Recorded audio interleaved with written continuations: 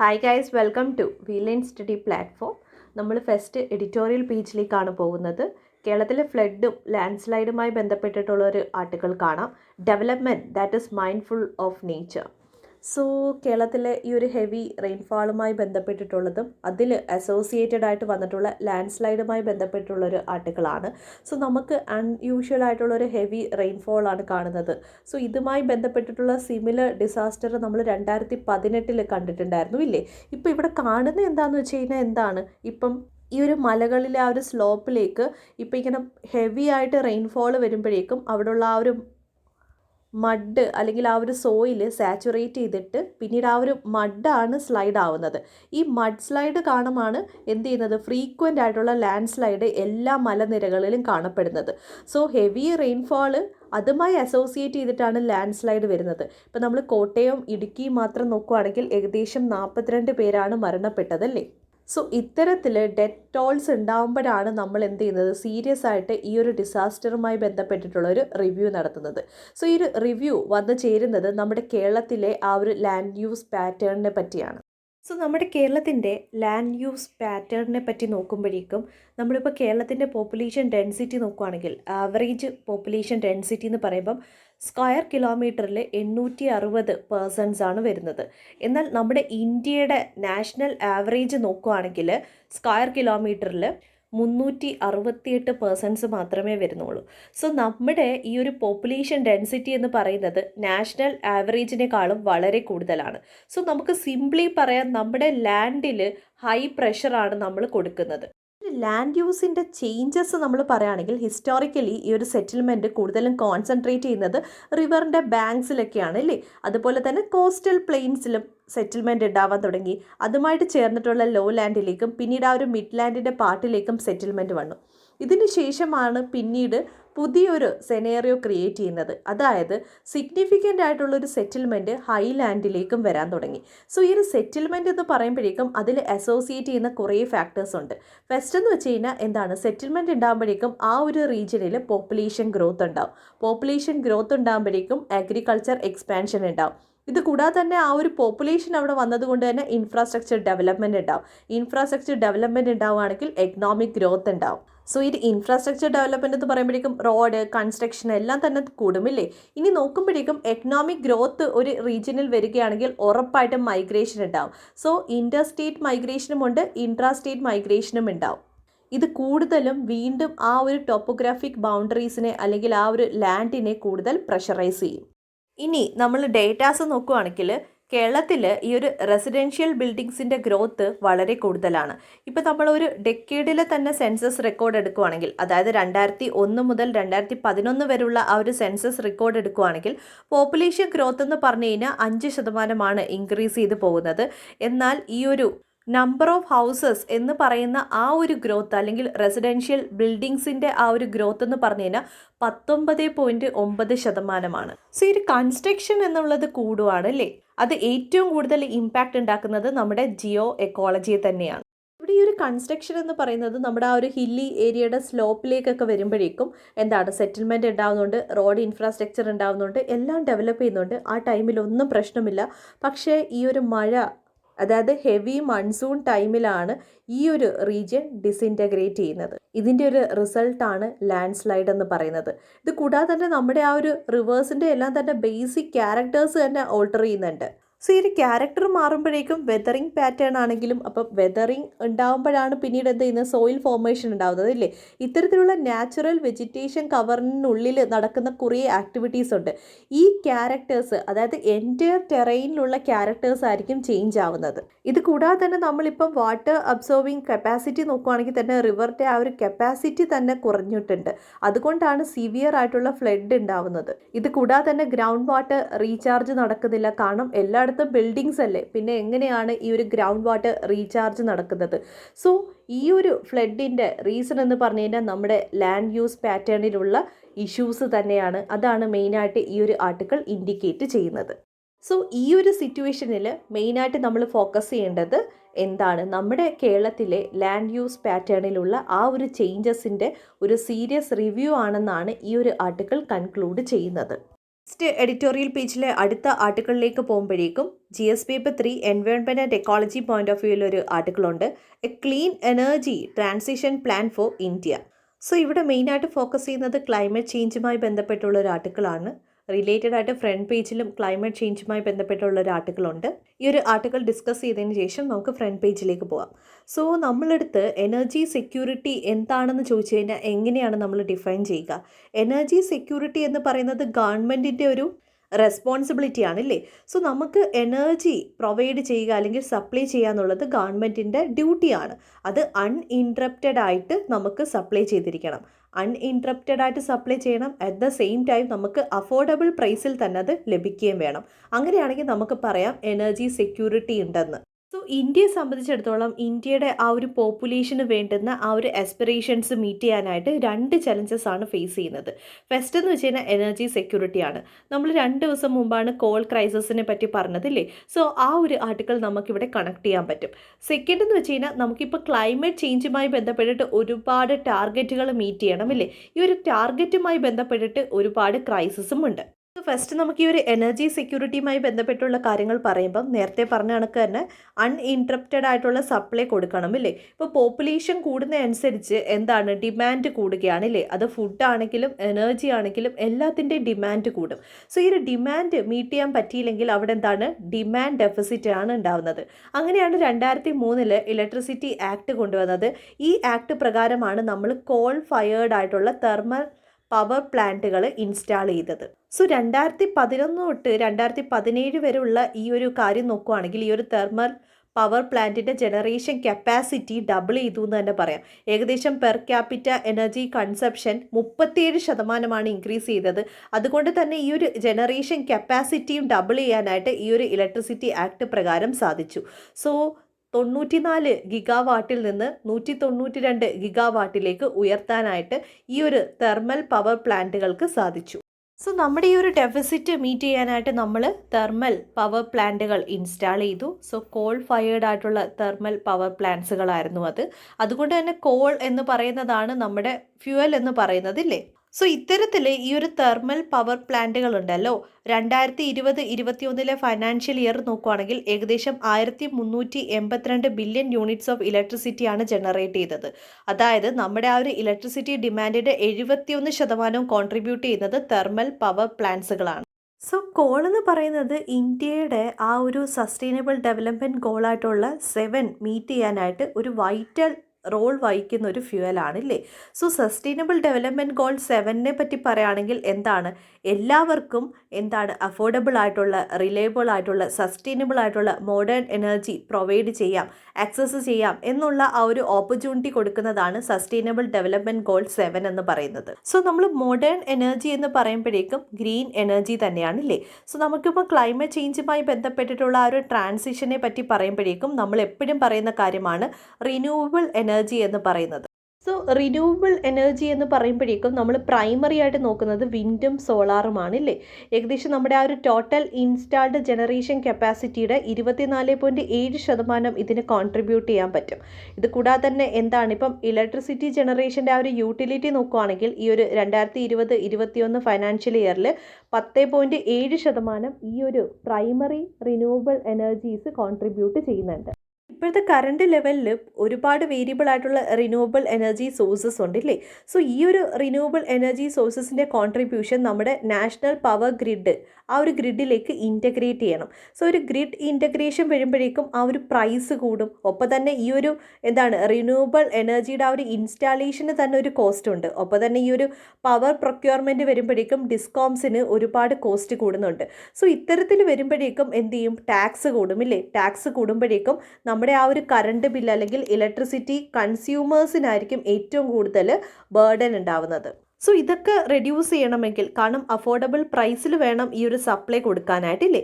അങ്ങനെ വരണമെങ്കിൽ energy efficiency നമ്മൾ കൂട്ടണം. അതിനുവേണ്ടി ഗവൺമെൻറ്റിൻ്റെ പ്ലാൻസ് എന്താണെന്ന് വെച്ച് കഴിഞ്ഞാൽ ഫെസ്റ്റ് എന്ന് വെച്ച് കഴിഞ്ഞാൽ എന്താണ്, ഒരുപാട് തെർമൽ പവർ പ്ലാന്റ്സ് ഉണ്ട്. ഇതിൽ തന്നെ വളരെ ഏജ്ഡ് ആയിട്ടുള്ള തെർമൽ പവർ പ്ലാന്റ്സ് ഉണ്ട്. അത്തരത്തിൽ ഏജ്ഡ് ആയിട്ടുള്ള തെർമൽ പവർ പ്ലാന്റ്സിനെ എല്ലാം തന്നെ എന്ത് ചെയ്യുക, റിട്ടയർ ചെയ്യിപ്പിക്കുക.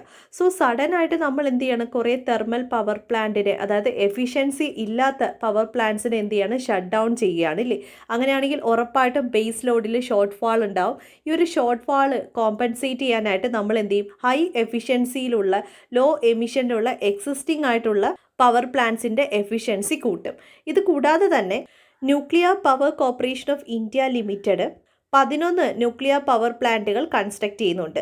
സോ ഈ ഒരു കൺസ്ട്രക്ഷൻ നടക്കുകയാണെങ്കിൽ ടോട്ടൽ ജനറേഷൻ കപ്പാസിറ്റി ഏകദേശം 8700 മെഗാവാട്ട് കോൺട്രിബ്യൂട്ട് ചെയ്യാൻ പറ്റും. സോ ഈ ഒരു ന്യൂക്ലിയർ പവർ പ്ലാന്റിൻ്റെ ആ ഒരു പോസിറ്റീവ് സൈഡ് എന്താണെന്ന് വെച്ച് കഴിഞ്ഞാൽ കാർബൺ ഡൈ ഓക്സൈഡ് എമിഷൻസ് ഉണ്ടാവില്ല.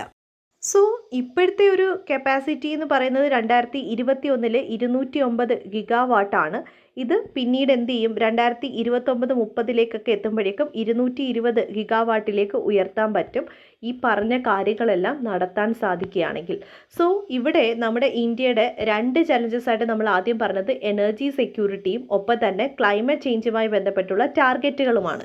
ഈ ഒരു thermal power plant shut down ചെയ്യുമ്പോഴേക്കും അത് ന്യൂക്ലിയർ പവർ പ്ലാന്റിനും റിന്യൂവബിൾ എനർജിക്കും കോമ്പൻസേറ്റ് ചെയ്യാൻ പറ്റുകയാണെങ്കിലും at the same time affordable പ്രൈസിൽ തന്നെ ജനങ്ങളിലേക്ക് ഈ ഒരു സപ്ലൈ എത്തിക്കാൻ സാധിക്കുകയാണെങ്കിൽ നമുക്ക് എനർജി സെക്യൂരിറ്റി എന്ന് പറയുന്ന ആ ഒരു ചലഞ്ചിനെ അഡ്രസ്സ് ചെയ്യാൻ പറ്റും. At the same time renewable energy nuclear power പ്ലാന്റുകളും എമിഷൻസ് കോൺട്രിബ്യൂട്ട് ചെയ്തില്ല. So carbon dioxide emissions ഇല്ലാത്തത് കൊണ്ട് തന്നെ നമുക്ക് എമിഷൻസ് മിനിമൈസ് ചെയ്യാൻ പറ്റും. അങ്ങനെ നമ്മുടെ ക്ലൈമറ്റ് ചേഞ്ചുമായി ബന്ധപ്പെട്ടുള്ള ടാർഗറ്റിനെ മീറ്റ് ചെയ്യാൻ പറ്റും. ഇത്തരത്തിൽ നമുക്ക് ഈ ഒരു 2 ചലഞ്ചസിനെയും അഡ്രസ്സ് ചെയ്യാൻ പറ്റും. ഇതാണ് ഈ ഒരു ആർട്ടിക്കിൾ സെൻട്രലി പറയുന്നത്. സോ നമ്മൾ എഡിറ്റോറിയൽ പേജായിരുന്നു ഡിസ്കസ് ചെയ്തിരുന്നത്. പേജ് നമ്പർ 8 2 ആർട്ടിക്കിളാണ് നമ്മളിപ്പോൾ ഡിസ്കസ് ചെയ്തത്. പിന്നീട് നോക്കുവാണെങ്കിൽ പൊളിറ്റിക്സ് റിലേറ്റഡ് ആയിട്ടുള്ള ആർട്ടിക്കിളാണ് നമുക്ക് വേണ്ട. ഒപ്പം തന്നെ IPL ക്രിക്കറ്റുമായി ബന്ധപ്പെട്ടുള്ളൊരു ആർട്ടിക്കിളുമുണ്ട്, അത് വേണ്ട. പേജ് നമ്പർ 9 വരുമ്പോഴേക്കും നമ്മളിപ്പം ദുർഗാപൂജയുടെ ടൈമിൽ ബംഗ്ലാദേശിലുണ്ടായിരുന്ന ആ ഒരു പ്രൊട്ടസ്റ്റ് അല്ലെങ്കിൽ ആ ഒരു റിലീജിയസ് കോൺഫ്ലിക്റ്റിനെ പറ്റി പറഞ്ഞിട്ടുണ്ടായിരുന്നു. ആ ഒരു ആർട്ടിക്കിളുമായി ബന്ധപ്പെട്ടുള്ള കേസ് സ്റ്റഡിയാണ് നമ്മൾ ഓൾറെഡി ഡിസ്കസ് ചെയ്തിട്ടുള്ളതാണ്. ടൈം ഉണ്ടെങ്കിൽ ഈ ഒരു കേസ് സ്റ്റഡി ജസ്റ്റ് വായിച്ചു നോക്കുക. നമ്മൾ ഫ്രണ്ട് പേജിലേക്ക് പോകുമ്പോഴേക്കും ആകെ ഒരു ആർട്ടിക്കിൾ മാത്രമേ UPSC പോയിന്റ് ഓഫ് വ്യൂവിൽ ഇമ്പോർട്ടൻ്റ് ആയിട്ടുള്ളൂ. GS paper 3 environment and ecology related ആർട്ടിക്കിളാണ്. India weighs net zero target ahead of COP. So ഇവിടുത്തെ ടേം എന്ന് പറയുന്നത് നെറ്റ് സീറോ എമിഷൻ ആണില്ലേ. സോ ഈ ഒരു COP26 നവംബറിൽ നമ്മൾ കണ്ടക്ട് ചെയ്യാൻ പോവുകയാണ്. സോ ഇതിനു മുമ്പ് എല്ലാ രാജ്യങ്ങളും അവരുടെ ആ ഒരു നെറ്റ് സീറോ ടാർഗറ്റുമായി ബന്ധപ്പെട്ടുള്ള പ്ലെഡ്ജ് നടത്തണം. ഈ ഒരു പ്ലെഡ്ജ് എന്ന് പറയുമ്പോഴേക്കും നമുക്കറിയാം ഈ ഒരു നെറ്റ് സീറോ ക്ലൈമറ്റ് ടാർഗറ്റുമായി ബന്ധപ്പെട്ടിട്ട് ഒരുപാട് രാജ്യങ്ങൾ അവരുടെ പ്ലെഡ്ജ് നടത്തിയിട്ടുണ്ട്. അതായത് 2050 കൂടി ഞങ്ങൾ നെറ്റ് സീറോ ആവും, 2060 കൂടി ഞങ്ങൾ നെറ്റ് സീറോ ആവും. ഇങ്ങനെ ഒരുപാട് രാജ്യങ്ങൾ അവരുടെ ടാർഗറ്റിനെ പറ്റി പറഞ്ഞിട്ടുണ്ട്. ഇപ്പോൾ UK-യും ഫ്രാൻസും നോക്കുവാണെങ്കിൽ ഇതുമായി ബന്ധപ്പെട്ടിട്ടുള്ള നിയമങ്ങൾ തന്നെ അവരുടെ ലോ ബുക്കിൽ കൊണ്ടുവന്നിട്ടുണ്ട്. സോ UK-യും ഫ്രാൻസ് ആണെങ്കിൽ 2050 അവരുടെ ടാർഗറ്റായിട്ട് വെച്ചിട്ടുള്ളത്. ചൈന നോക്കുവാണെങ്കിൽ 2050. അങ്ങനെയാണെങ്കിൽ ഇന്ത്യയെ സംബന്ധിച്ചിടത്തോളം നമ്മൾ അങ്ങനെ ഒരു പ്ലെഡ്ജ് നടത്തിയിട്ടില്ല. ഈ ഒരു നെറ്റ് സീറോ എന്ന് പറയുമ്പോഴേക്കും കാർബൺ ന്യൂട്രാലിറ്റി ആണ് ഇല്ലേ. ഈ ഒരു കൺസെപ്റ്റ് എന്താണെന്ന് വെച്ച് കഴിഞ്ഞാൽ ഇപ്പം നമ്മളൊരു ഗ്രീൻ ഹൗസ് ഗ്യാസ് എമിഷൻ നടത്തിയിട്ടുണ്ടെങ്കിൽ എത്ര എമിറ്റ് ചെയ്യുന്നുണ്ടോ അത്രയും തന്നെ നമ്മൾ എന്ത് ചെയ്യുക, അബ്സോർവ് ചെയ്യുകയാണ്. So emissions equal to absorption ആണെങ്കിൽ അതിനെ നമുക്ക് നെറ്റ് സീറോ അല്ലെങ്കിൽ കാർബൺ ന്യൂട്രാലിറ്റി എന്ന് പറയാം. സോ ഇത്തരത്തിലുള്ള പ്ലെഡ്ജിൻ്റെ ആവശ്യകത എന്താണ്, എസ്പെഷ്യലി ഈ ഒരു COP26 സബ്മിറ്റിന് മുമ്പ് അങ്ങനെ ഒരു നെറ്റ് സീറോ എമിഷനുമായി ബന്ധപ്പെട്ടുള്ള പ്ലെഡ്ജ് വേണം എന്ന് പറയുന്നത് എന്താണെന്ന് വെച്ച് കഴിഞ്ഞാൽ ഇപ്പോഴത്തെ ഈ ഒരു ക്ലൈമറ്റ് ചേഞ്ചുമായി ബന്ധപ്പെട്ടുള്ള ഇമ്പാക്റ്റുകൾ നമ്മളിപ്പോൾ ഈ ഒരു ടാർഗറ്റും കാര്യങ്ങളും ഒക്കെ മീറ്റ് ചെയ്യുകയാണെങ്കിൽ തന്നെ നമ്മൾ ഓൾറെഡി കോൺട്രിബ്യൂട്ട് ചെയ്തിട്ടുള്ള ആ ഒരു ഇമ്പാക്റ്റുകൾ ഒരിക്കലും നമുക്ക് റിവേഴ്സ് സ്റ്റേജിലേക്ക് കൊണ്ടുവരാൻ പറ്റത്തില്ല. സോ ക്ലൈമറ്റ് ചേഞ്ചിൻ്റെ ഇമ്പാക്റ്റ് എന്ന് പറയുന്നത് ഇറിവേഴ്സിബിൾ ആണ്. ഇതാണ് മെയിൻ ഇഷ്യൂ എന്ന് പറയുന്നത്. ഇതിൻ്റെ ഒരു ഇമ്പാക്റ്റാണ് നമ്മളിപ്പോൾ കാണുന്നത്. ഉത്തരാഖണ്ഡിലെ ഗ്ലേഷ്യൽ ഔട്ട്ബേസ്റ്റ് ആണെങ്കിലും ഗ്ലേഷ്യൽ മെൽറ്റിംഗ് ആണെങ്കിലും ഹിമാലയൻ റീജിയനിലുള്ള ഗ്ലേഷ്യൽ മെൽറ്റിംഗ്, ഒപ്പം തന്നെ ഹിമാലയത്തിൻ്റെ മലനിരകളിലെല്ലാം തന്നെ ഗ്ലേഷ്യൽ ലേക്കിൻ്റെ ക്രിയേഷൻസ് ഉണ്ട്. സീ ലെവൽ റൈസ് ഉണ്ട്. നമ്മുടെ കോസ്റ്റൽ ഏരിയാസിൽ നോക്കുകയാണെങ്കിൽ സീ ലെവൽ റൈസ് നമുക്ക് കാണാൻ പറ്റും. ഒപ്പം തന്നെ ഇപ്പം ലാൻഡ് സ്ലൈഡ്, ഹെവി റെയിൻഫാൾ, ഇത്തരത്തിലുള്ള ഇമ്പാക്റ്റുകളെല്ലാം തന്നെ ക്ലൈമറ്റ് ചേഞ്ചിൻ്റെ റിസൾട്ടാണ്. സോ ഇന്ത്യ മാത്രമല്ല എല്ലാ രാജ്യങ്ങളും ഇത്തരത്തിൽ നമ്മുടെ ആ ഒരു പ്ലാനറ്റിനെ സേവ് ചെയ്യാനുള്ള എമിഷൻ ടാർഗറ്റുകളും പ്ലെഡ്ജുകളും കൊണ്ടുവരണം. സോ ഈ ഒരു ആർട്ടിക്കിളിൽ നമ്മൾ ഫസ്റ്റ് ഫോക്കസ് ചെയ്യേണ്ടത് ഈ ഒരു ആർട്ടിക്കിളിൽ തന്നിട്ടുള്ള ആ ഒരു ഇൻഫോഗ്രാഫിക് ആണ്. 2015 ഏകദേശം 190 രാജ്യങ്ങളാണ് ഈ ഒരു ഗ്ലോബൽ വാർമിംഗ് ലിമിറ്റ് ചെയ്യാനായിട്ട്, അതായത് പ്രീ ഇൻഡസ്ട്രിയൽ ലെവലിൽ നിന്ന് 1.5 ഡിഗ്രി സെൽഷ്യസിന് ബിലോ ആക്കാനുള്ള കമ്മിറ്റ്മെൻറ്റുകൾ കൊണ്ടുവന്നിട്ടുള്ളത്. സോ ഓരോ രാജ്യങ്ങളും ഓരോ ഇയേഴ്സ് പറഞ്ഞുകൊണ്ട് അവരുടെ പ്ലെഡ്ജ് പറയുന്നുണ്ട്. ഇതാണ് ഇന്ത്യയെ പ്രഷറൈസ് ചെയ്യുന്നത്. കാരണം എന്താണെന്ന് വെച്ച് കഴിഞ്ഞാൽ US ചൈനയും കഴിഞ്ഞു കഴിഞ്ഞാൽ ഈ ഒരു വേൾഡിലെ 3rd ലാർജസ്റ്റ് എമിറ്ററാണ് ഇന്ത്യ എന്ന് പറയുന്നത്. ഇനി ഇവിടുത്തെ ഒരു ചോദ്യം എന്താണെന്ന് വെച്ച് കഴിഞ്ഞാൽ, എന്തുകൊണ്ട് ഇന്ത്യ ഒരു നെറ്റ് സീറോവുമായി ബന്ധപ്പെട്ടിട്ടുള്ള പ്ലെഡ്ജ് കൊണ്ടുവരുന്നില്ല? ഇന്ത്യയുടെ ഇപ്പോഴത്തെ ഒരു സിറ്റുവേഷൻ നോക്കുകയാണെങ്കിൽ പോവർട്ടി കൂടി വരികയാണ്. ഈ ഒരു പാൻഡമിക് വന്നതോടുകൂടി മിഡിൽ ക്ലാസ്സിലുള്ള ആ ഒരു ജനങ്ങൾ കൂടി ബിലോ പോവർട്ടി ലൈനിലേക്ക് പോയി. സോ നമ്മുടെ ഗവൺമെൻറ്റിന് ഒരുപാട് മെഷേഴ്സ് എടുക്കേണ്ടതുണ്ട്. സോ ഈ ഒരു സാധാരണക്കാരെ സഹായിക്കണമെങ്കിൽ ഗവൺമെൻറ് എന്താണ് കൂടുതലും ഫോക്കസ് ചെയ്യുന്നത്? മാനുഫാക്ചറിങ് സെക്ടർ തന്നെയാണ്. സോ മാനുഫാക്ചറിങ് സെക്ടറിലേക്ക് വരുമ്പോഴേക്കും ഈസി ആയിട്ട് നമുക്ക് എന്ത് ചെയ്യാൻ പറ്റും? എംപ്ലോയ്മെൻറ്റ് ജനറേഷൻ ക്രിയേറ്റ് ചെയ്യാൻ പറ്റുമില്ലേ? സോ നമ്മൾ തിരിച്ച് നമ്മുടെ ഈ ഒരു കോൾ പ്ലാന്റുകളൊക്കെ റിട്ടയർ ആക്കി ഷട്ട് ഡൗൺ ചെയ്യുകയാണെങ്കിൽ ഉറപ്പായിട്ട് നമ്മൾ എന്ത് ചെയ്യണം? റിന്യൂവബിൾ എനർജിയിലേക്ക് ട്രാൻസിഷൻ നടത്തണം ഇല്ലേ? നമ്മളിപ്പോൾ ഒറ്റ രാത്രി കൊണ്ട് റിന്യൂവബിൾ എനർജിയിലേക്ക് ട്രാൻസ്ഫോം ചെയ്താൽ തന്നെയും ഈ ഒരു ടെമ്പറേച്ചറിനെ നമുക്ക് 1.5 ഡിഗ്രി സെൽഷ്യസിന് ബിലോയിലേക്ക് കൊണ്ടുവരാൻ പറ്റത്തില്ല. ഇതാണ് ഇന്ത്യയുടെ റീസൺ എന്ന് പറയുന്നത്. ഇത് കൂടാതെ തന്നെ ഇന്ത്യയുടെ മറ്റ് ആർഗ്യുമെൻറ്റ്സിനെ പറ്റി പറയുകയാണെങ്കിൽ, ഇപ്പം നമ്മൾ നോക്കുകയാണെങ്കിൽ ഒരുപാട് ഡെവലപ്ഡ് കൺട്രീസ് എന്താണ് നെറ്റ് സീറോവുമായി ബന്ധപ്പെട്ടുള്ള പ്രോമിസുകൾ നൽകുന്നുണ്ട്. ഇൻ ഫ്യൂച്ചറിൽ ഞങ്ങൾ ചെയ്യാം, 2050 2060 ഞങ്ങളിത് മീറ്റ് ചെയ്യാമെന്ന് പ്ലെഡ്ജ് നടത്തുന്നുണ്ട്. പക്ഷേ നമ്മളിപ്പോൾ പ്രീവിയസ് ആയിട്ട് ഇതുപോലെ തന്നെ ഡെവലപ്ഡ് കൺട്രീസ് ഒരുപാട് പ്രോമിസുകൾ നമുക്ക് തന്നിട്ടുണ്ടില്ലേ? അവരതൊക്കെ പാലിച്ചിട്ടുണ്ടോ? ഇല്ല. അങ്ങനെയാണെങ്കിൽ എന്തിനാണ് ഇന്ത്യ മാത്രം കോംപ്രമൈസ് ചെയ്യുന്നത്? ഇത് കൂടാതെ ഡെവലപ്ഡ് കൺട്രീസ് ചെയ്യുന്ന എന്താണെന്ന് വെച്ച് കഴിഞ്ഞാൽ എന്താണ്, അവർ ആ ഒരു പെർ ക്യാപിറ്റ ബേസിസിലാണ് പൊല്യൂഷൻ കണ്ടിന്യൂ ചെയ്യുന്നതില്ലേ? സോ ഈ ഒരു ഡെവലപ്ഡ് കൺട്രീസിൻ്റെയും ഇന്ത്യയുടെയും പെർ ക്യാപിറ്റ ബേസിസ് നോക്കുവാണെങ്കിൽ ഇന്ത്യയുടെ പെർ ക്യാപിറ്റ എമിഷൻസ് എന്ന് പറയുന്നത് വളരെ ലോ ആണ്. ഈവൻ 2015 ഡെവലപ്ഡ് നേഷൻസ് ഒരുപാട് കമ്മിറ്റ്മെൻറ്റുകൾ പറഞ്ഞിട്ടുണ്ടായിരുന്നു ഇല്ലേ? ഈ കമ്മിറ്റ്മെൻറ്റുകൾ ഒന്നും തന്നെ എന്ത് ചെയ്തിട്ടില്ല? ഫുൾഫിൽ ചെയ്തിട്ടില്ല. അങ്ങനെയാണെങ്കിൽ ഈ ഒരു നെറ്റ് സീറോ ടാർഗറ്റുമായി ബന്ധപ്പെട്ടിട്ടുള്ള ഈ ഒരു പ്രോമിസുകൾ വിശ്വസിക്കണമോ? ഇതാണ് മെയിനായിട്ട് ഇന്ത്യയുടെ ആർഗ്യുമെൻറ്റ്സ് എന്ന് പറയുന്നത്. സോ ഈ ഒരു ഡെവലപ്ഡ് കൺട്രീസിൻ്റെ ആ ഒരു കമ്മിറ്റ്മെൻറ്റിനെ പറ്റി പറയുകയാണെങ്കിൽ അവരെന്താ പറഞ്ഞത്? ഡെവലപ്പിംഗ് നേഷൻസിന് ഇത്തരത്തിലുള്ള ക്ലൈമറ്റ് ചേഞ്ചിൻ്റെ ഇമ്പാക്റ്റ് കുറയ്ക്കാനായിട്ട് ഏകദേശം $100 ബില്യൺ കോൺട്രിബ്യൂട്ട് ചെയ്യാമെന്ന് പറഞ്ഞിട്ടുണ്ട്. കാരണം ഡെവലപ്ഡ് നേഷൻസ് ആണ് കൂടുതലും എമിഷൻസ് നടത്തിയിട്ടുള്ളത്. ഡെവലപ്പിംഗ് നേഷൻസ് ഇപ്പോൾ എന്ത് ചെയ്യുകയാണ്? ഡെവലപ്ഡ് ആവാൻ വേണ്ടി ട്രൈ ചെയ്തുകൊണ്ടിരിക്കുകയാണ്. സോ അതിനുവേണ്ടി ഈ ഒരു ഡെവലപ്പിംഗ് നേഷൻസ് പെട്ടെന്ന് ഒരു റിന്യൂവബിൾ എനർജിയിലേക്ക് ട്രാൻസിഷൻ നടത്തുകയാണെങ്കിൽ അവരുടെ ഡെവലപ്മെൻറ്റിൽ ഇമ്പാക്റ്റ് ഉണ്ടാവും. സോ ഈ ഒരു കാര്യം കോമ്പൻസേറ്റ് ചെയ്യാനായിട്ട് ഏകദേശം $100 ബില്യൺ കോൺട്രിബ്യൂട്ട് ചെയ്യാമെന്ന് ഡെവലപ്ഡ് നേഷൻസ് പറഞ്ഞിട്ടുണ്ടായിരുന്നു. ഇത് കൂടാതെ തന്നെ ടെക്നോളജി ട്രാൻസ്ഫറുമായി ബന്ധപ്പെട്ടുള്ള കാര്യങ്ങളും ഡെവലപ്ഡ് നേഷൻസ് അക്സെപ്റ്റ് ചെയ്തിട്ടുണ്ട്. സോ ഈ ഒരു ടെക്നോളജി ട്രാൻസ്ഫറിനെ പറ്റി പറയുമ്പോഴേക്കും ഇപ്പോൾ ഏതെങ്കിലും ഒരു ഡെവലപ്പിംഗ് കൺട്രീസിൽ റിന്യൂവബിൾ എനർജി പ്രോജക്റ്റ് വരുന്നു. ഇങ്ങനെ റിന്യൂവബിൾ എനർജി പ്രോജക്റ്റ് വരുമ്പോഴേക്കും ഉറപ്പായിട്ടും നമുക്ക് ടെക്നോളജി വേണമല്ലോ. ഈ ടെക്നോളജി ഇല്ലെങ്കിൽ നമുക്കൊന്നും ചെയ്യാൻ പറ്റത്തില്ല. സോ എന്താണ് മറ്റ് നേഷൻസ്, ഡെവലപ്ഡ് നേഷൻസ് അതുമായി ബന്ധപ്പെട്ടുള്ള ടെക്നോളജി നമുക്ക് തരുന്നു എന്ന് വിചാരിക്കുക. അങ്ങനെയാണെങ്കിൽ ഈ ഒരു ഡിവൈസ് അല്ലെങ്കിൽ എക്യുപ്മെൻറ്റ്സിന് എന്തെങ്കിലും ഡാമേജോ കാര്യങ്ങളോ വരികയാണെങ്കിൽ അല്ലെങ്കിൽ റിപ്പയർ അങ്ങനെയുള്ള കാര്യങ്ങൾ വരികയാണെങ്കിൽ വീണ്ടും നമ്മൾ എന്ത് ചെയ്യണം? ആ ഒരു ഡെവലപ്ഡ് കൺട്രീസിൽ പോയിട്ട് ആ ഒരു എക്യുപ്മെൻറ്റ്സ് വീണ്ടും പ്രൊക്യൂർ ചെയ്യേണ്ടി വരുമില്ലേ? സോ ഈ ഒരു ടെക്നോളജി ട്രാൻസ്ഫർ എന്ന് പറയുന്ന കൺസെപ്റ്റ് ഇവിടെയാണ് വരുന്നത്. സോ നമുക്ക് ഇത്തരത്തിലുള്ള എക്യുപ്മെൻറ്റ്സും സപ്പോർട്ടും തരുന്നതോടൊപ്പം തന്നെ എന്താണ് ആ ഒരു ടെക്നോളജിയും കൂടി ട്രാൻസ്ഫർ ചെയ്യുകയാണെങ്കിൽ നമുക്ക് തന്നെ പിന്നീട് ഫ്യൂച്ചറിൽ ഉണ്ടാകുന്ന ഡാമേജസ് ആണെങ്കിലും റിപ്പയർ ആണെങ്കിലും പിന്നീട് ഫ്യൂച്ചറിൽ നമുക്ക് വേണ്ട ഡിവൈസസ് ഡെവലപ്പ് ചെയ്യാനും നമുക്ക് സാധിക്കും. സോ ടെക്നോളജി ട്രാൻസ്ഫർ എന്ന് പറയുന്നതാണ് ഏറ്റവും എക്കണോമിക്കലി വയബിൾ ആയിട്ടുള്ളൊരു കണ്ടീഷൻ എന്ന് പറയുന്നത്. പക്ഷേ ഈ രണ്ട് കമ്മിറ്റ്മെൻറ്റുകളും ഡെവലപ്ഡ് കൺട്രീസ് പാലിച്ചിട്ടില്ല. സോ ഈ ഒരു COP26 മെയിൻ എയിം എന്താണെന്ന് വെച്ച് കഴിഞ്ഞാൽ എല്ലാ രാജ്യങ്ങളും നെറ്റ് സീറോ എന്ന് പറയുന്ന കമ്മിറ്റ്മെൻറ്റിലേക്ക് കൊണ്ടുവരിക എന്നുള്ളതാണ്. സോ ഏറ്റവും കൂടുതൽ ഇമ്പാക്റ്റ് ഉണ്ടാക്കുന്നത് ഡെവലപ്മെൻറ്റിൽ തന്നെയാണ് ഇല്ലേ? സോ സയൻറ്റിസ്റ്റുകൾ പറയുന്നത് എന്താണെന്ന് വെച്ച് കഴിഞ്ഞാൽ ഇപ്പം എല്ലാ രാജ്യങ്ങളും 2050 കൂടി ഈ ഒരു നെറ്റ് സീറോ ടാർഗറ്റ് മീറ്റ് ചെയ്യുകയാണെങ്കിൽ നമുക്ക് ആവറേജ് ടെമ്പറേച്ചർ ആ ഒരു ടെമ്പറേച്ചറിൻ്റെ ഇൻക്രീസ് ഉണ്ടല്ലോ 1.5 ഡിഗ്രി സെൽഷ്യസിന് എബോവിലേക്ക് പോകുന്നത് നമുക്ക് തടയാൻ പറ്റും. സോ ടോട്ടൽ എമിഷൻ ഫോൾ എന്ന് പറയുന്നത് ഏകദേശം 45% കുറയ്ക്കാൻ പറ്റും. അതായത് 2030 കൂടി 2010 ആ ഒരു ലെവൽസുമായിട്ട് കമ്പയർ ചെയ്യുകയാണെങ്കിൽ നമുക്ക് 45% എമിഷൻ റിഡക്ഷൻസ് അച്ചീവ് ചെയ്യാൻ പറ്റുന്നത്.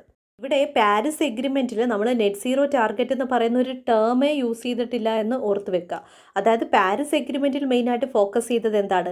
ക്ലൈമറ്റ് ആക്ഷൻ എമിഷൻസുമായി ബന്ധപ്പെട്ടുള്ള ബെസ്റ്റ് പ്രാക്ടീസസ് ഈ ഒരു പാരീസ് എഗ്രിമെൻറ്റിൽ സിഗ്നേറ്ററി ആയിട്ടുള്ള എല്ലാ രാജ്യങ്ങളും കൊണ്ടുവരണം.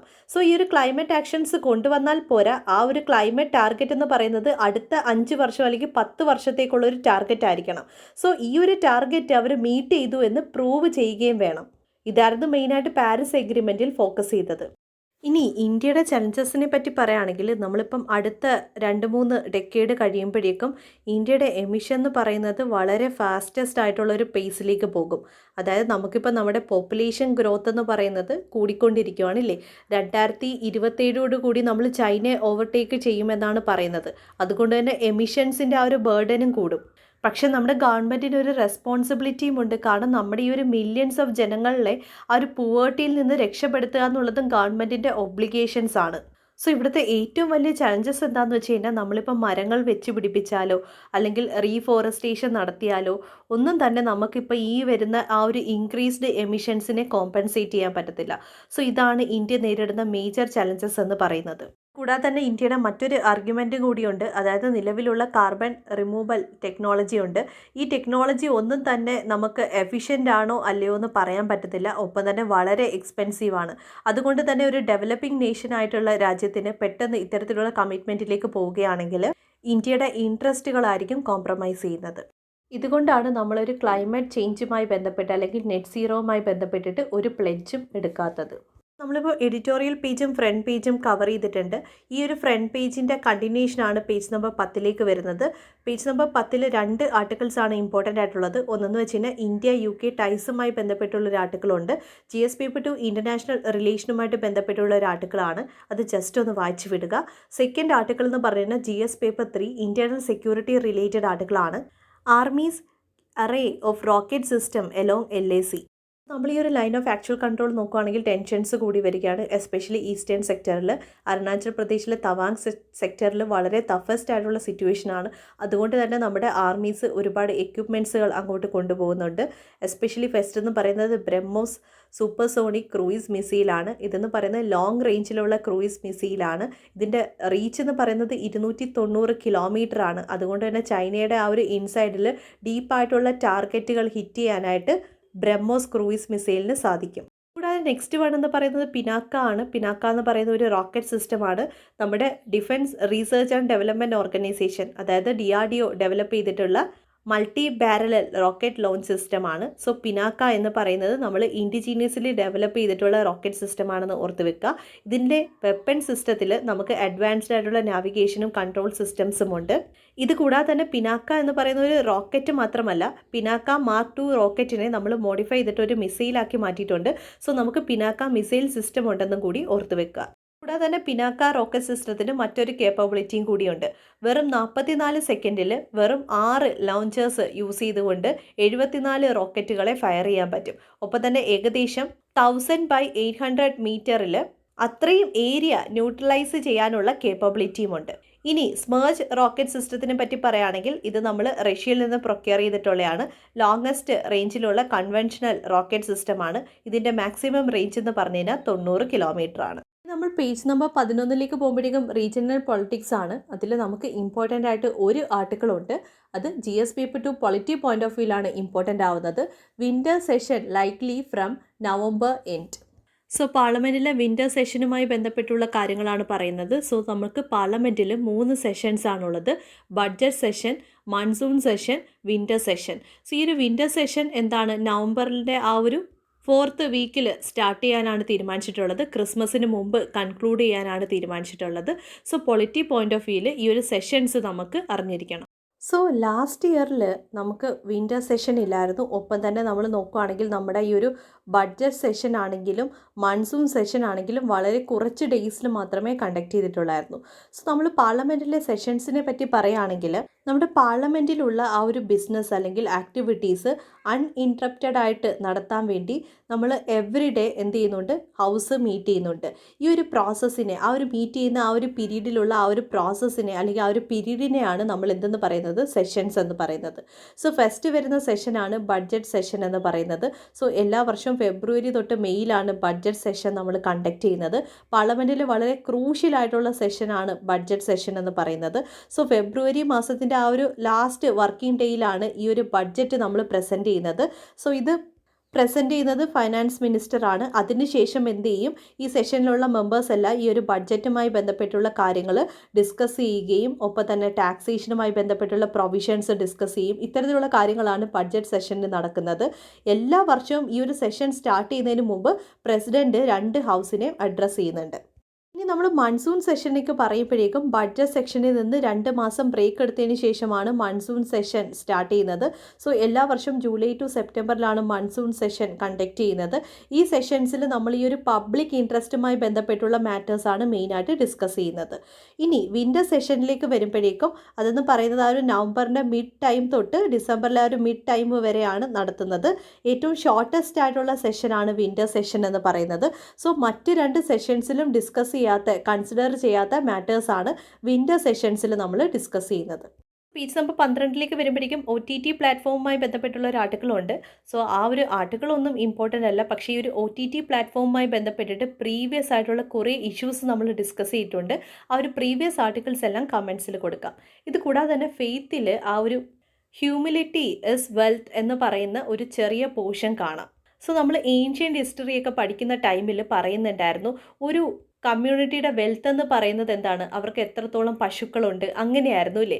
അതിൽ നിന്ന് ഈ ഒരു 21st സെഞ്ച്വറിയിലേക്ക് എത്തിയപ്പോഴേക്കും ആ ഒരു വെൽത്തിൻ്റെ ട്രാൻസിഷൻ എങ്ങനെയാണെന്ന് നോക്കണം. സോ ആ ഒരു ഐഡിയ തരുന്നതാണ് ഈ ഒരു ഫെയ്ത്തിലുള്ള ഈ ഒരു കുഞ്ഞ് ആർട്ടിക്കിൾ എന്ന് പറയുന്നത്. സ്കിപ്പ് ചെയ്യരുത്, നമുക്ക് മെയിൻസിന് യൂസ് ചെയ്യാൻ പറ്റും. ഒപ്പം തന്നെ GS പേപ്പർ ഫോർ എത്തിക്സിലും ഇത്തരത്തിലുള്ള കാര്യങ്ങൾ നമുക്ക് യൂസ് ചെയ്യാൻ പറ്റും. ഇനി പേജ് നമ്പർ 13 പോകുമ്പോഴേക്കും ഒരു ഇമ്പോർട്ടൻ്റ് ആയിട്ടുള്ള ആർട്ടിക്കിൾ കാണാം. GS പേപ്പർ 2 ഇൻ്റർനാഷണൽ റിലേഷനുമായിട്ട് കണക്ട് ചെയ്യാൻ പറ്റുന്ന ആർട്ടിക്കിളാണ്. 43 countries call on China at UN to respect Uyghur right. So Uyghur community ആരാന്ന് നമ്മൾ ഓൾറെഡി ഡിസ്കസ് ചെയ്തിട്ടുള്ളതാണ്. ഇതുകൊണ്ടാണ് റിപ്പീറ്റഡ് ആർട്ടിക്കിൾസ് എപ്പോഴും കമൻറ്റിൽ പറയുന്നത്, എപ്പോഴും റിപ്പീറ്റഡ് ആർട്ടിക്കിൾസ് ഫോളോ ചെയ്യാൻ പറയുന്നത്. അല്ലെങ്കിൽ നമ്മൾ നമ്മുടെ ആ ഒരു പ്രിപ്പറേഷനെ കോംപ്രമൈസ് ചെയ്യുന്നതാണ്. സോ റിപ്പീറ്റഡ് ആർട്ടിക്കിൾസ് എല്ലാം തന്നെ ഉറപ്പായിട്ടും റെഫർ ചെയ്തിരിക്കണം. സോ നമ്മൾ ഉയ്ഗൂർ കമ്മ്യൂണിറ്റിയുമായി ബന്ധപ്പെട്ടുള്ള കാര്യങ്ങളൊന്നും തന്നെ ഇപ്പം പറയുന്നില്ല. സോ ഇന്നത്തെ ഈ ഒരു ടോപ്പിക്ക് മാത്രമാണ് പറയുന്നത്. സോ UN വെച്ചിട്ട് 43 രാജ്യങ്ങളാണ് ചൈനയോട് പറയുന്നത് എന്താണ്, ഉയ്ഗൂർ കമ്മ്യൂണിറ്റിയുടെ ആ ഒരു റൈറ്റിനെ റെസ്പെക്റ്റ് ചെയ്യാനായിട്ട്. ഇപ്പം നമ്മൾ ഈ ഒരു ഉയ്ഗൂർ കമ്മ്യൂണിറ്റി എവിടെയാണ് കാണപ്പെടുന്നത്, ചൈനയിലെ ഷിങ്ഷിയാങ് പ്രോവിൻസിലാണ് അല്ലേ. ഈ ഒരു ഷിങ്ഷിയാങ് റീജിയൻസ് നമ്മുടെ ജമ്മു കാശ്മീരിൻ്റെ ആ ഒരു റീജിയൻ്റെ അടുത്തായിട്ട് വരും കേട്ടോ. സോ കുറേ ഡെക്കേഡുകളായിട്ട് ഈ ഒരു ഷിങ്ഷിയാങ് പ്രോവിൻസിൽ എക്കണോമിക് പ്രോസ്പെറിറ്റി ഉണ്ടായിട്ടുണ്ടായിരുന്നു. അതുകൊണ്ട് തന്നെ ഇവിടുത്തെ എല്ലാ പ്രോസ്പെറിറ്റിയും, അതായത് ഇപ്പം ജോബ്സ് ആണെങ്കിൽ തന്നെയും എല്ലാം തന്നെ കോൺകർ ചെയ്തിരുന്നത് അവിടുത്തെ മെജോറിറ്റി ആയിട്ടുള്ള ഹാൻ ചൈനീസ് ആയിരുന്നു. അതുകൊണ്ട് തന്നെ ഈ ഒരു മൈനോറിറ്റീസ് ആയിട്ടുള്ള ഉയ്ഗൂസ് അവരുടെ ആ ഒരു ഐഡൻറ്റിറ്റിക്ക് തന്നെ ഒരു ത്രെറ്റ് ഉണ്ടായി. ഈ ഒരു ത്രെറ്റാണ് പിന്നീട് 2009 ഈ ഒരു ഹാൻ ചൈനീസും ഉയ്ഗൂറിനും ഇടയിൽ ഒരു വയലൻസ് ക്രിയേറ്റ് ചെയ്തത്. സോ ഈ ഒരു പ്രൊട്ടസ്റ്റിൽ ഏകദേശം 200 ഹാൻ ചൈനീസുകളായിരുന്നു മരണപ്പെട്ടത്. സോ ചൈനീസ് ഗവൺമെൻറ്റിൻ്റെ അക്യൂസേഷൻ എന്താണെന്ന് വെച്ച് കഴിഞ്ഞാൽ ഈ ഒരു ഉയ്ഗൂർ കമ്മ്യൂണിറ്റി എന്ന് പറയുന്നത് ടെററിസ്റ്റുകളാണ്, സെപ്പറേറ്റിസ്റ്റുകളാണ്. കൂടാതെ തന്നെ ചൈനയുടെ ആ ഒരു ക്ലെയിം എന്താണെന്ന് വെച്ച് കഴിഞ്ഞാൽ ഈ ഒരു ഉയ്ഗൂർ കമ്മ്യൂണിറ്റിക്ക് ഇൻഡിപെൻഡൻ്റ് ആയിട്ടുള്ള സ്റ്റേറ്റ് എസ്റ്റാബ്ലിഷ് ചെയ്യണം. അതുകൊണ്ട് തന്നെ എന്താണ്, ഈ ഒരു ഉയ്ഗൂർ കമ്മ്യൂണിറ്റിക്ക് നെയ്ബറിങ് കൺട്രീസുമായിട്ട് കൾച്ചറൽ ടൈമുണ്ട്. സോ ഈ ഒരു രാജ്യങ്ങളുമായിട്ട് കൂടിച്ചേർന്നിട്ട് ഇതൊരു ഇൻഡിപെൻഡൻറ്റ് സ്റ്റേറ്റ് ആക്കി മാറ്റാനുള്ള ആക്ടിവിറ്റീസുകളാണ് ഈ ഒരു കമ്മ്യൂണിറ്റി ചെയ്യുന്നത് എന്നാണ് ചൈന ക്ലെയിം ചെയ്യുന്നത്. അതുകൊണ്ട് തന്നെ ഈ ഒരു മൈനോറിറ്റീസിനെ പെർസിക്യൂട്ട് ചെയ്യുകയാണ്. ഏകദേശം ഒരുപാട് അബ്യൂസുകളും പെർസിക്യൂഷനും ഫോഴ്സ്ഡ് ഡിറ്റൻഷനും സ്ക്രൂട്ടണിയും സർവേലൻസും സ്ലേവറിയും ഫോഴ്സ്ഡ് സ്റ്റെറിലൈസേഷനും ഫോഴ്സ്ഡ് ഡിസപ്പിയറൻസും ടോർച്ചറും എല്ലാം തന്നെ ഈ ഒരു കമ്മ്യൂണിറ്റി നേരിടുന്നുണ്ട്. അതുകൊണ്ട് തന്നെ വലിയൊരു ഹ്യൂമൻ റൈറ്റ് വയലേഷനാണ് ഇവിടെ നടക്കുന്നത്. ഇതിൻ്റെ ബേസിസിലാണ് ഈ ഒരു ഡിക്ലറേഷൻ UN കൊണ്ടുവന്നത്. സോ ഈ ഒരു ഡിക്ലറേഷനിൽ യുണൈറ്റഡ് സ്റ്റേറ്റ്സും ഒരുപാട് യൂറോപ്യൻ കൺട്രീസും ഏഷ്യൻ മെമ്പേഴ്സുമാണ് ഈ ഒരു ഡിക്ലറേഷനിൽ സൈൻ ചെയ്തിട്ടുള്ളത്. പേജ് നമ്പർ 13 പോകുമ്പോഴേക്ക് റിപ്പീറ്റഡ് ആയിട്ടുള്ള ആർട്ടിക്കിൾസ് ഉണ്ട്. റോഹിംഗ്യ റിലേറ്റഡ് ആയിട്ടുള്ള ആർട്ടിക്കിളുണ്ട്. ഒപ്പം തന്നെ തായ്വാൻ ഇഷ്യൂവിൽ US ഇടപെട്ടത് കൊണ്ട് തന്നെ US-ൻ്റെയും ചൈനയുടെ ആ ഒരു ടൈക്ക് ഡാമേജ് ഉണ്ടാവുമെന്ന് ചൈന വാൺ ചെയ്യുന്നതുമായി ബന്ധപ്പെട്ടുള്ള ഒരു ആർട്ടിക്കിൾ കാണാം. ഇത് കൂടാതെ തന്നെ പാകിസ്ഥാൻ താലിബാൻ റിലേറ്റഡ് ആയിട്ടുള്ള ഒരു ടൈറ്റിലുള്ള ആർട്ടിക്കിളുണ്ട്. സോ പാകിസ്ഥാൻ എന്ത് ചെയ്യുകയാണ്, താലിബാനെ അഡ്വൈസ് ചെയ്യുന്നതുമായി ബന്ധപ്പെട്ടുള്ളൊരു ടൈറ്റിലാണ് വരുന്നത്. ഇത്തരത്തിലുള്ള ടൈറ്റിലുകൾ ഒന്നും തന്നെ വിടരുത്. നമുക്ക് പാകിസ്ഥാൻ താലിബാനെ ബാക്കപ്പ് ചെയ്യുന്നുണ്ട് എന്നുള്ളത് ക്ലെയിം ചെയ്യണമെങ്കിൽ ഇത്തരത്തിലുള്ള ടൈറ്റിൽ വെച്ചിട്ട് നമുക്ക് സബ്സ്റ്റാൻഷിയേറ്റ് ചെയ്യാൻ പറ്റുള്ളൂ. ഈ പേജ് നമ്പർ 14 പോകുമ്പോഴേക്കും ചൈനയുടെ ആ ഒരു എക്കണോമിക് സെക്ടറുമായി ബന്ധപ്പെട്ടുള്ള കാര്യങ്ങളുണ്ട്. അത് നമുക്ക് ആവശ്യമില്ല, പക്ഷേ ആ ഒരു ടൈറ്റിലാണ് നമ്മൾ നോക്കേണ്ടത്. അതായത് energy transition possess inflation risk. So ഈ ഒരു ടൈറ്റിലിൻ്റെ ബേസിസിൽ എന്തൊക്കെ ഐഡിയാസാണ് നമ്മുടെ മൈൻഡിലേക്ക് വരുന്നത്, എങ്ങനെയാണ് എനർജി ട്രാൻസിഷൻ ഇൻഫ്ലേഷൻ റിസ്ക്കുമായിട്ട് കണക്ട് ചെയ്യാൻ പറ്റുന്നത്. സോ നിങ്ങളുടെ വ്യൂ പോയിൻ്റ് ഒന്ന് കമൻറ്റ് ചെയ്യുക. നമുക്ക് കമൻറ്റ് സെക്ഷൻ ഒരു ഡിസ്കഷൻ സെക്ഷനാക്കി മാറ്റാം. ഇത് കൂടാതെ തന്നെ റിപ്പീറ്റഡ് ആർട്ടിക്കിൾസ് എല്ലാം തന്നെ കമൻറ്റ് സെക്ഷനിൽ കൊടുക്കാവുന്നതാണ്. അതിൻ്റെ ബേസിസിൽ റിപ്പീറ്റഡ് ആർട്ടിക്കിൾസ് എല്ലാം തന്നെ ഒന്നും കൂടി റെഫർ ചെയ്യുക. So stay safe, keep learning and all the best.